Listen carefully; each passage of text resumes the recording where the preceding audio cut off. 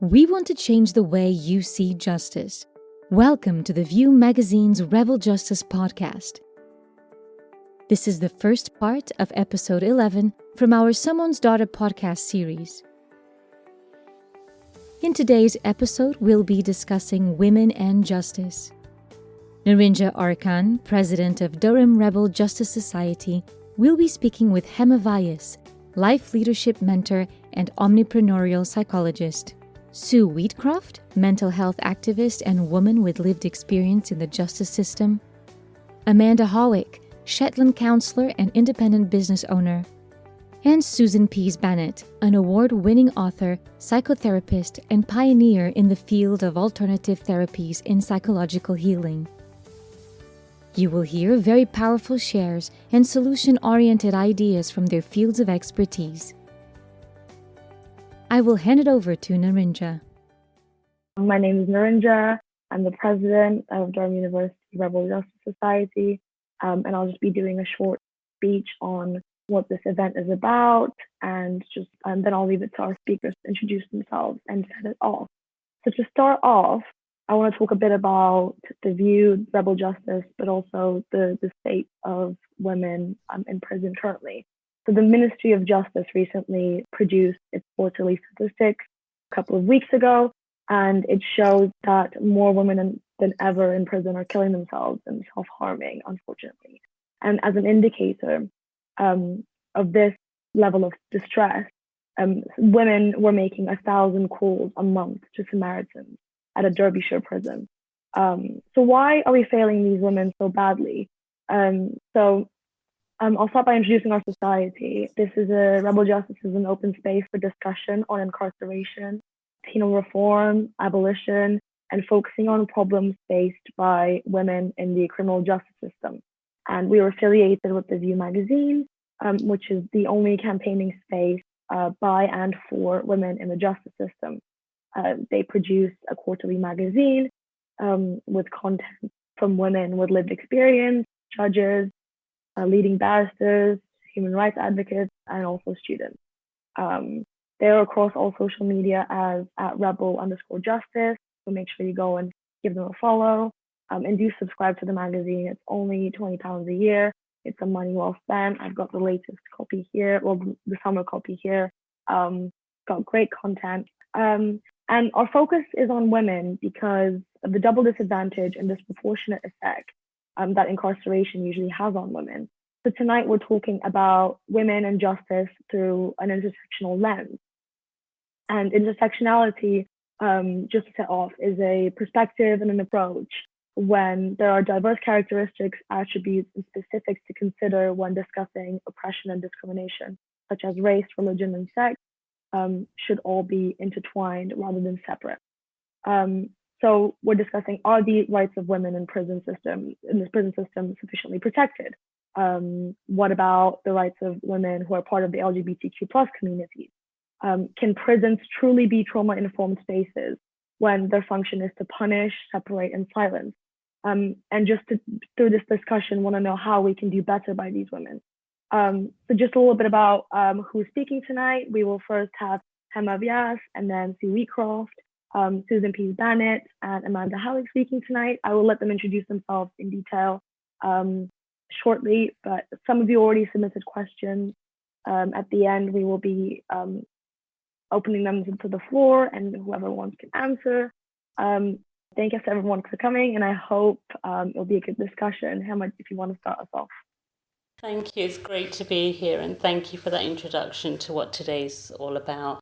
I'm really excited to be here. This is something very, very close to my heart. So I'm Hema Vyas. I'm an omnipreneurial psychologist, and what that stands for is really about how we can do business and be in the world in a way that we take care of people, where we take care of the fact that we all need to have a sense of purpose and a sense of meaning, and that we take care of the planet. And we do it in a way where we are looking after our well-being, that we're actually going from surviving to thriving, because a lot of people in the world are living in a way where they're just getting by and everything has become quite dense And that density is having a real impact on society. It's having an impact on, countries and the world that we're living in. And it's having an impact on the planet that we're living on. And we need to change that by looking at the real root causes of where all of this is coming from.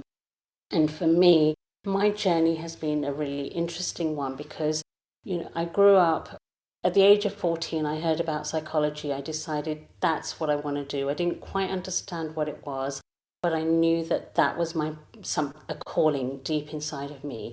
When I studied psychology, I realized it wasn't what I thought it was, because it was very, very much about the brain and about thoughts and about, how we can control behavior and how, cognition and language and all of it develops through the brain. And I was like, okay, but what's missing? What about the heart? And of course, from sort of university onwards, everybody just said, you can't talk about the heart. That's all wishy-washy. That's all fluffy. That's all, woo-woo. And it's not something that people are interested in. You need to talk about facts and the brain, and they're very separate and they're very distinct, and the heart has no place in this world. Which, if you really think about it, what we're saying is that there's no space for, some of the more softer qualities, what we associate with women, like things like truth and beauty and compassion and, caring and nurturing and all of these beautiful qualities that we associate with the heart. And so I've been on a real journey because I sort of very kind of casually just accepted that's what they were saying. I went into consultancy, started working with a lot of men, and I realized something else, that, truth is a much, much more powerful language than any language that we have. Because often a lot of these men in consultancy would look at me and just think, oh, she's a wee girl, and a lot of them were up north. And so they would just, there was an instant judgment. But I realized that when I started to speak and when I spoke from my heart, because I realized I wasn't coming from my brain, I wasn't coming from my head, I wasn't coming up with facts and figures. What I was speaking to was something much, much deeper, both in myself and to them. So when I would do my training and I would speak really with a lot of passion and a lot of courage, because I had such belief in what I was saying and what I believed, that a lot of the men started to go, oh wow, she's really got a point. And I found that a lot of them wanted to work with me. And it was great. And it was great to be working with them and really sort of helping them to discover their true potential. And in that process, what drew me to psychology was really helping people. So it wasn't just about business success. It was really helping people be the best version of themselves. And at the heart of it, there's trauma. Every person that I encountered, every person that I spoke to, whether they were colleagues, peers, or whether they were clients, I realized that each of them were held back because of their own personal traumas. And some of them could see it, some of them couldn't. But of course, everybody was resistant to working with it. And so that's when I left the sort of consultancy world and moved into doing my own therapy work, heart-centered therapy.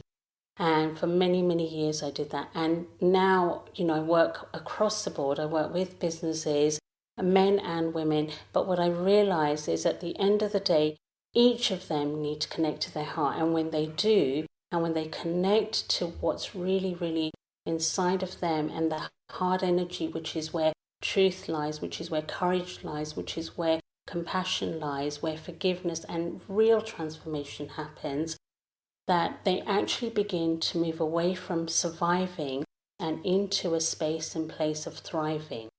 And that's what it's really been about for me, how to move them into a place of prosperity, not just for one person, but prosperity for all people. And it's helping them get out of the prison of their thoughts, to get out of the prison of their own minds, and to get out of the prison of society, because I feel that society has got all these structures and it's got all these things in place, and I think they're outdated. and they're not working. And the evidence is in the lives that we're all living. We've got so much more than we've ever had, and yet, there is so much more mental illness, there is so much more depression, more suicides, there is more cases of things like self-harm, more cases of anxiety, all of the things that I think come from being disconnected with your heart, having trauma that is both individual and trauma that is collective, that has not been healed. And if it's not healed, it has a ripple effect, and whatever's not healed in us goes out into the world. So when we see women in prisons, for example, it's not just them that are imprisoned.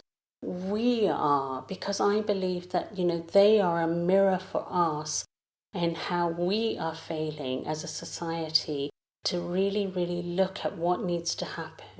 Because what needs to happen is we need more compassion, we need more curiosity, we need to be addressing why things are not working, we need to be addressing why people are struggling, what is the root cause of that struggle, and what can we actively do to address that.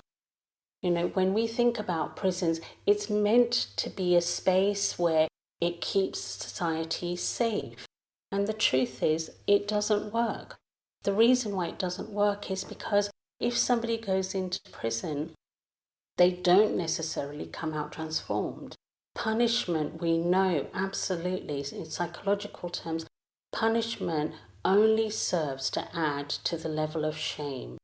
And it's a level of shame that is, held in the traumatic experiences, and a level of guilt that actually gets exacerbated. And so if we want to create safer societies, if we want real change and real transformation, then we have to look at how these structures need to be changed, how structures need to be addressed, and how these structures need something different. And ultimately, what I would say is that with a lot of these, women who have been put into prison for whatever reason, a lot of them actually, it's a cry for help. Actually, what they need is to be seen. What they need is to have a voice. What they need, which is exactly what, the View and Rebel Justice stands for. Because, again, in my work, I've seen time and time again, transformation happens when people have expression, when they're allowed to express not just what people want to hear, but what's genuinely held in their hearts. And when it comes out, and it comes out in the beautiful way that's been expressed through some of the stories that I've read about, when it comes out in that way, transformation begins. Because you let go a little bit of shame when you can actually speak, and somebody can hear or listen or read what your story is, or what your experience has been, in a way that allows for compassion to flow. And when somebody is able to see that person with that level of compassion, then already the change is beginning. Already they are no longer prisoners of their own thoughts. They are now able to actually be able to step out of it. And we need to create the space where they can step out and actually transform what trauma got them to a space and place where they ended up doing something that not only harmed themselves, but then also harmed society in some way. Because it's all interconnected. We are all interconnected. And when we recognize that we're all part of a whole, change has to happen within. We need to change how we see the world. We need to change how we see women who have been imprisoned for whatever reason. We need to change our belief system that says that change is not possible for some people, to recognize change is possible for everyone. For some, it's a bigger journey, a longer journey, but it is possible. They just need the right attention, the right intention that comes from heart energy, that comes from genuinely creating a sense of belonging, a sense of safety, a sense of compassion, and ultimately truth. What is the truth that got them to where they got to, and how can we help evolve them to get to a better space, not just for themselves, but for their families, for their loved ones, because there's such a ripple effect. It impacts everyone around, and therefore it is absolutely essential that we bring about the change that is necessary so that society can genuinely be a safer place, that the world is a safer place, and that we are not only safe in ourselves, but we know the people around us who rely on us, whether they're conscious of it or not, are also safe. And that is what I feel is ultimately my purpose for being here, not just here on the call, not just here with the View magazine and Rebel Justice, but also why I'm here on this planet, why I'm here on this earth to serve. So thank you. I'm Hema Vyas, and I will hand over. Thank you so much for that. That was really insightful. Do you want to go, Sue? Okay, thank you for inviting me today. I'd like to give you an insight into my experiences as a woman in prison, but if I start off with a little bit of background, I think my story is a little bit unusual because I was in my 50s when I first went to prison. I was also in my 50s when I was diagnosed with borderline personality disorder. I didn't know for years and years what it was. I kept my symptoms to myself. I was ashamed. I was embarrassed. Apparently I found out later, I'd been diagnosed with having an inadequate personality disorder when I was a teenager, which shows you my age, I think. It wouldn't be allowed today. But in my 50s, it all came to a head, and my wife had advanced MS and her condition was deteriorating. My mental health was deteriorating. We'd been together 30 years by then. We entered into a suicide pact because neither of us could cope. And we were going to take pills, and I panicked and called the crisis team. So they arrived and took Vicky into hospital, but she didn't even have the amount of paracetamol that you're allowed each day. But I was arrested for attempted murder and bailed. And I couldn't cope with being in the house alone without her. So what I used to do is to go to coffee shops in the daytime and sleep in my car in service stations at night. But then the police searched my car one day, and I had a knife in the back of the car that I used to cut my wife's food up if we had a takeaway or something. So they charged me with possessing an offensive weapon. And 37 years previous to that, I had chased an abusive boyfriend into the street and was arrested for that. So when I got into court when I was 55, the judge said, I obviously have an affinity to knives because 37 years previously I'd used a knife. So I got 12 months in prison. On the 5th day in prison, I panicked and I set fire to my cell, and I got another 12 months in prison. So I ended up serving 18 months of a 2-year sentence. When I first got to prison, I think I expected to be bullied by the other women, and I made a conscious decision that I wouldn't be. And I think my whole personality changed in prison. I'm not a violent person, but I became a violent person. I was never bullied by the other women, but I was by the officers because I would answer back. And this is a thing I found with other women that had been subject to domestic abuse on the outside seemed to fare better in prison. I had a friend in the next cell who had been subject to domestic abuse for years and years from her husband. She finally snapped and she killed him. There were mitigating circumstances, but she pleaded guilty because she couldn't face a trial. She had mental health problems. She was suffering a lot. But she said to me, I'm in a better situation here because my life in prison is an extension of my life outside, except I don't get beat up every night from a drunken husband. But I'm in prison, and the officers tell me what to do. I'm used to people telling me what to do. I'm used to having no autonomy. So this is what I found with a lot of women who had been abused. They didn't so much answer back to the officers, but I did. And I spent 5 months in segregation because of it, which, as in case you don't know, it's 23.5 hours a day in a cell by yourself with nothing, basically. You're lucky if you get a book. I had to beg for a book. And the officers, I cut my wrist one day and there was blood on the table, and the officer came in and rubbed my head in the blood. This is not unusual in segregation, especially because there's probably only about 10 cells down there, and other people don't really see what the officers are doing. Nobody's going to believe a prisoner over an officer. I complained about that to his superior, but they didn't want to know. I think as far as women in prison, they are less likely to have the strength, if they've been abused, they're less likely to have the strength to fight back.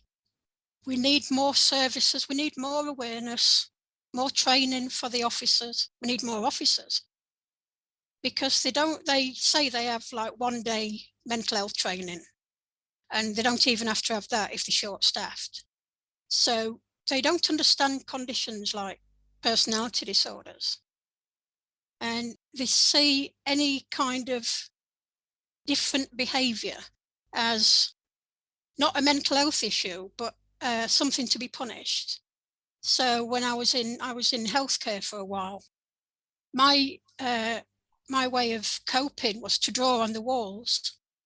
But of course, it's graffiti, and that's partly why I went down to segregation. But that's the only way I could cope with my problems. But nobody was interested in why I was drawing on the walls. Or the psychologist came to me one day and she said, "Look, I would love to work with you, but I can't because I've got so many prisoners here. But I will do what I can to keep you out of segregation." And I think she did. I think she really did want to help. As far as the officers go, I think I'd like to think it's because they're overworked and a lack of knowledge. But some of them were really quite brutal, and especially if they were with their mates, their colleagues, because if you get an officer one-to-one, it can be quite nice, but then the colleagues come along and then they start showing off, and you really don't know where you are. So, but like I said, my behaviour just changed so much. I mean, I don't write on walls. I've never done that before. And some of the other women, we all agreed, we became almost feral because all the inhibitions went, and we thought we could do whatever we wanted. And I think being treated like you're nothing, and you think, well, I've got nothing to lose. And so, yeah, I answered back to, I was a nightmare because I wanted to read the rules. I wanted to know my rights. They don't like that. So I think that's all.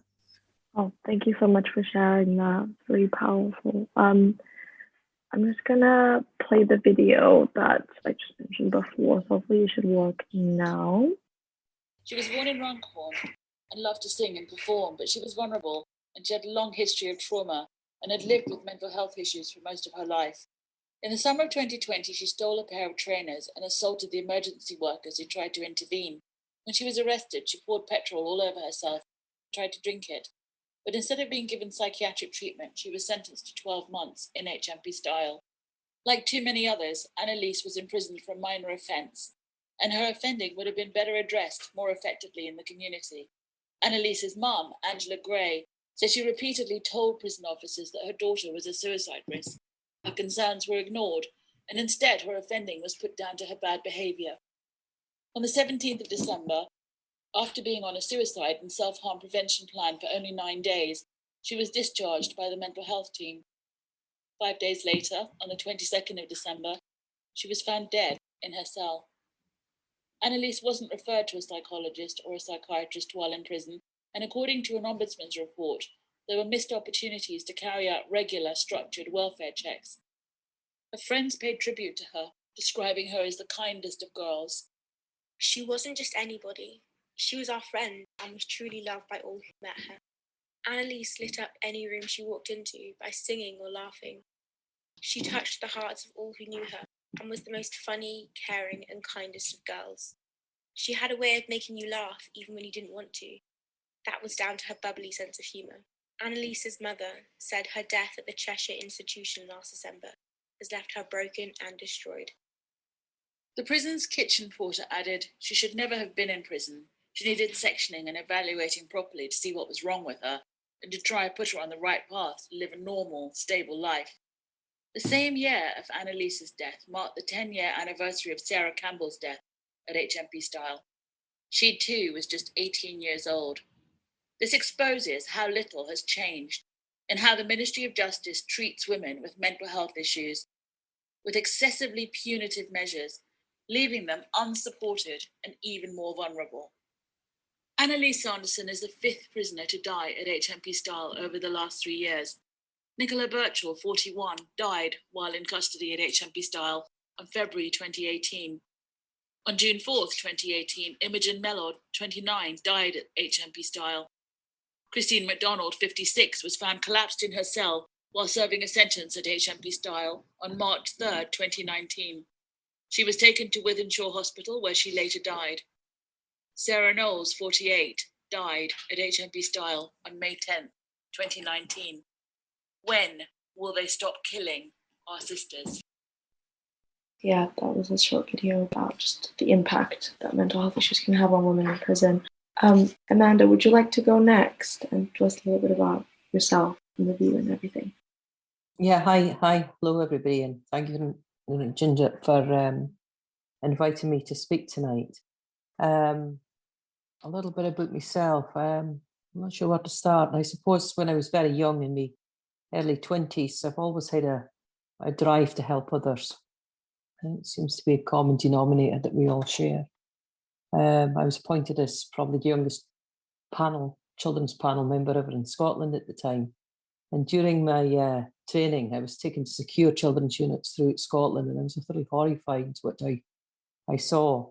I sat at the panel. It's a children's panel. It's different from the English system. We don't allow children to go into court. They go through panel system, which is a much kinder route here in Scotland.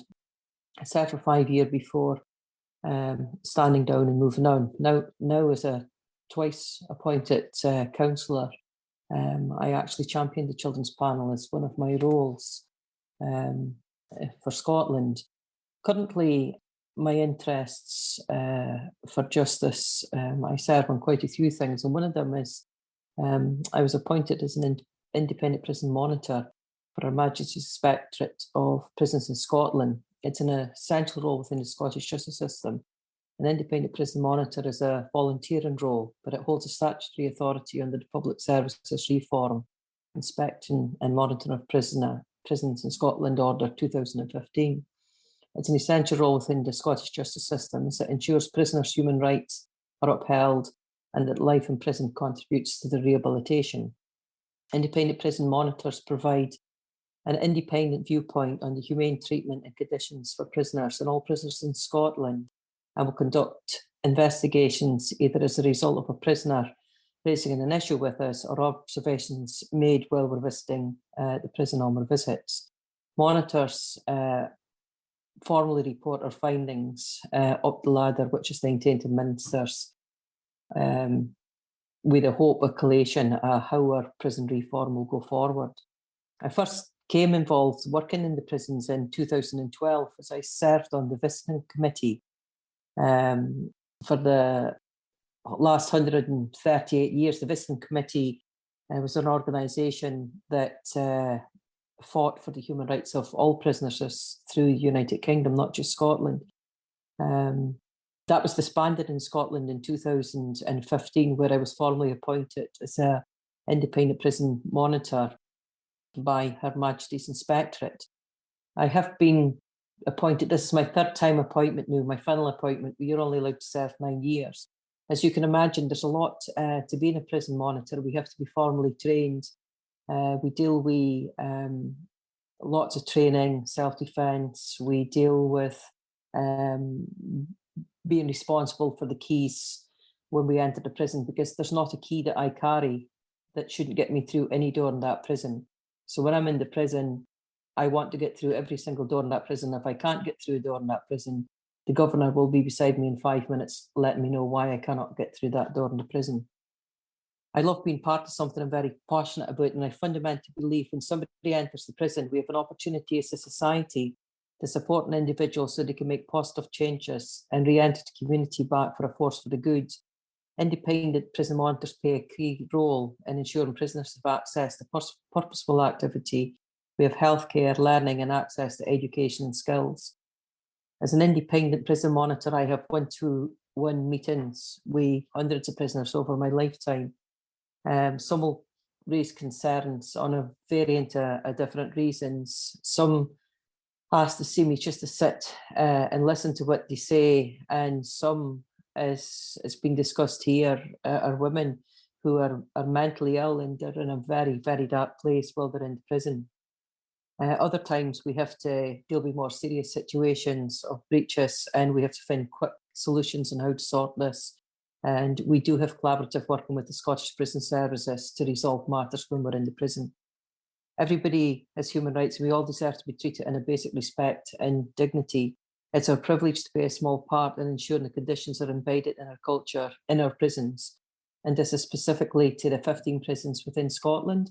We have 13 government-run prisons. We have 2 private prisons, and we have currently about 400 women in our prisons of 10,000 prisoners held throughout Scotland.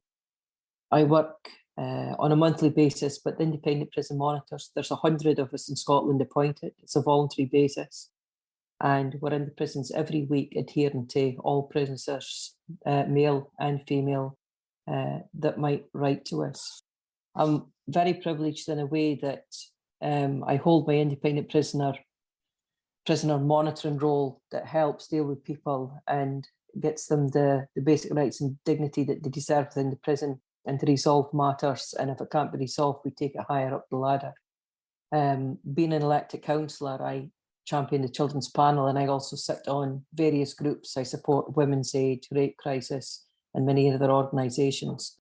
I think that currently, certainly Scotland and England, I hear what others have said about the prisons that unfortunately don't have a monitoring service like Scotland, but we have fundamental issues. And as Hema, I think, touched on, it's going back to people's basic rights. Why is people being failed to end up in prisons in the first place? And I think a lot of things I'm quite passionate about this early intervention and working with people to resolve issues within the community, even before they become in a situation that they should even find themselves entering the prisons.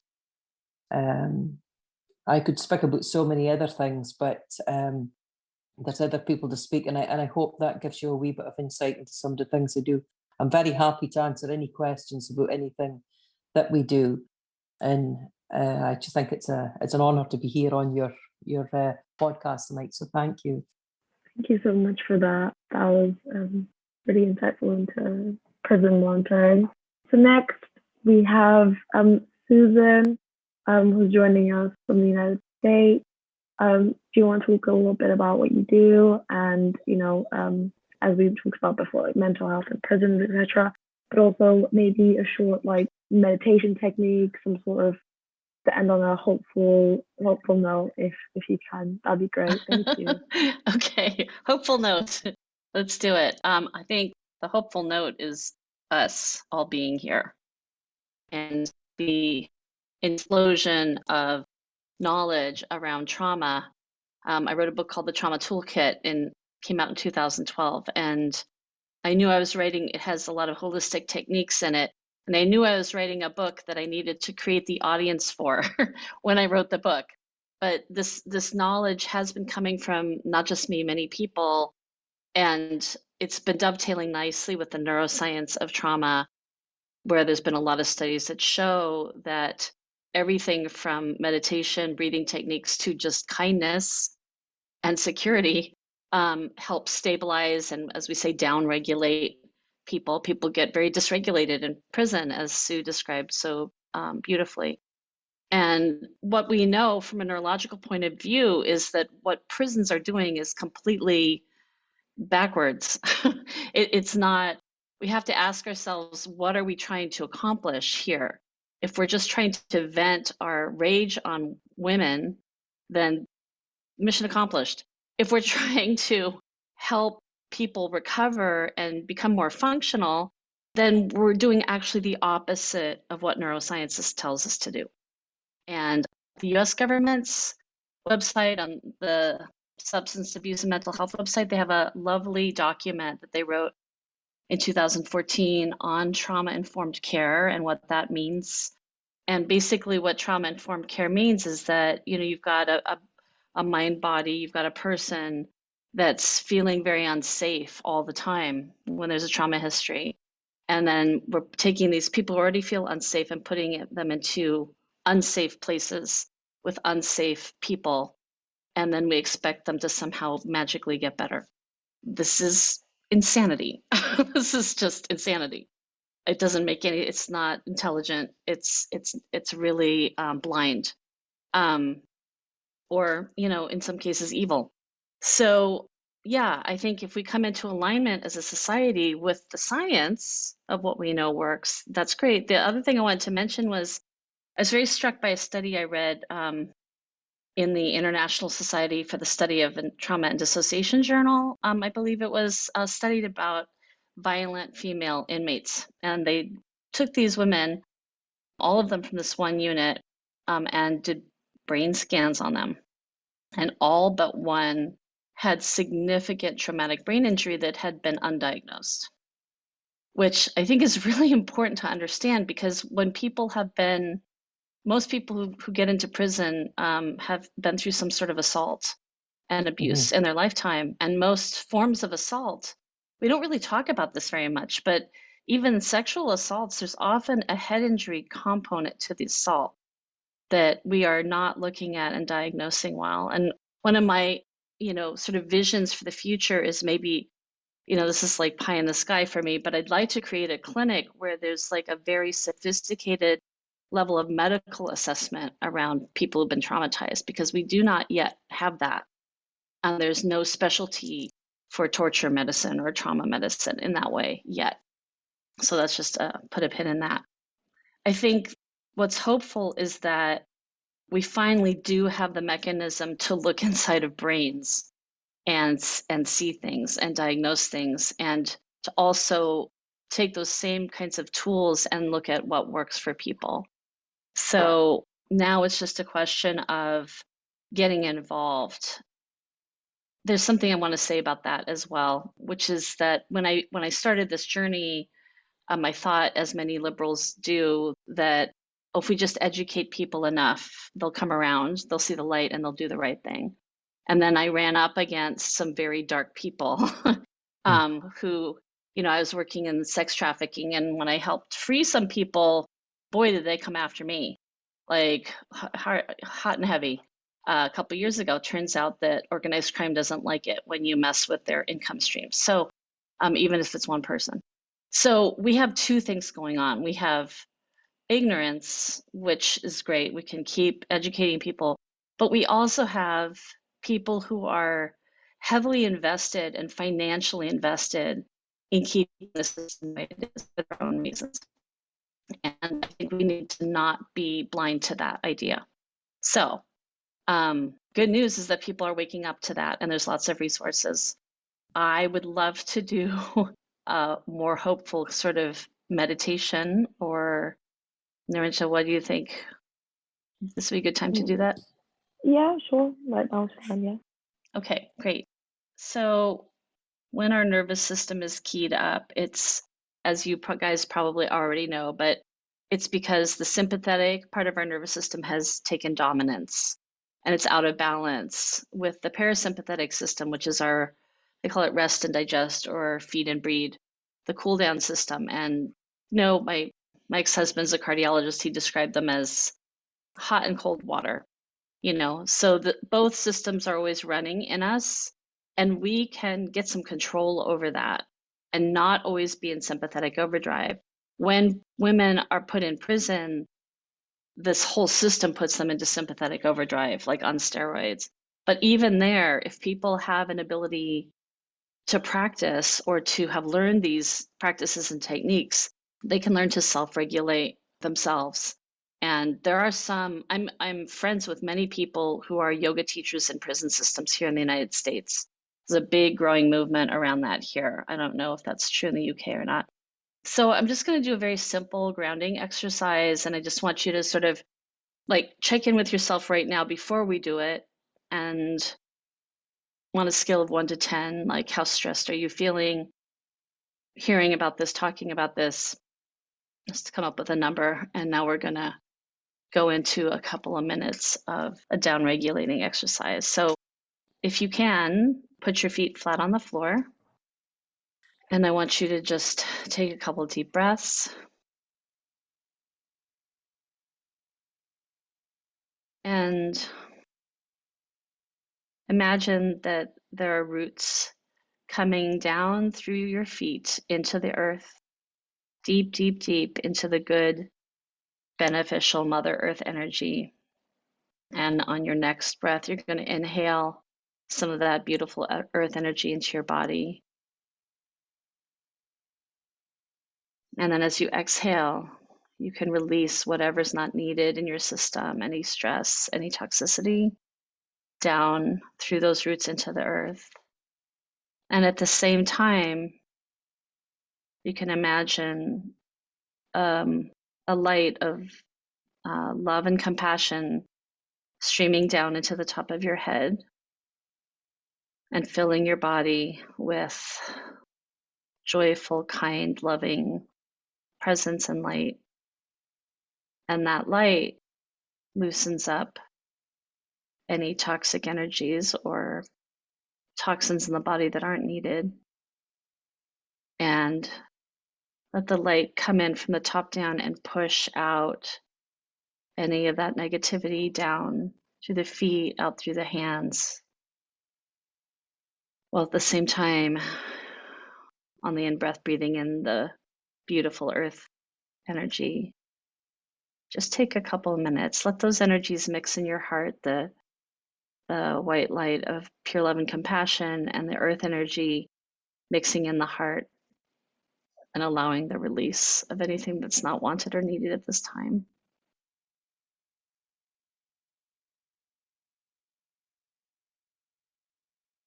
And if your mind wanders, just bring it back to the breath and the release and the feeling of the good energies coming into the body.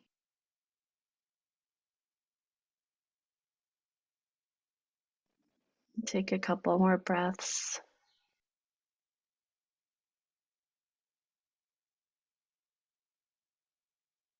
And then bring your attention back to the space. Open your eyes when ready. And now just check in. And you had that number from 1 to 10 that you started with of how stressed or not stressed you are. And now check in and see if that number is the same or different. Great. Yeah, so my clients are not in prison, but some of them are under somebody else's control. And I maintain that if people can learn to do these techniques for themselves, then no matter what situation they find themselves in, they always have this tool available to them in their own mind. Thank you for your kind attentions. Thank you so much. This concludes the first part of episode 11 from our Someone's Daughter podcast series. Thank you, Narince, for hosting this powerful talk, and thank all the panelists for your wonderful shares: Hema Vyas, Sue Wheatcroft, Amanda Hawick, and Susan Pease Banitt. You can go online to learn more about The View magazine and our Someone's Daughter campaign, representing women with lived experience in the criminal justice system. Stay tuned for the second part of this podcast, Women and Justice. Thank you for listening.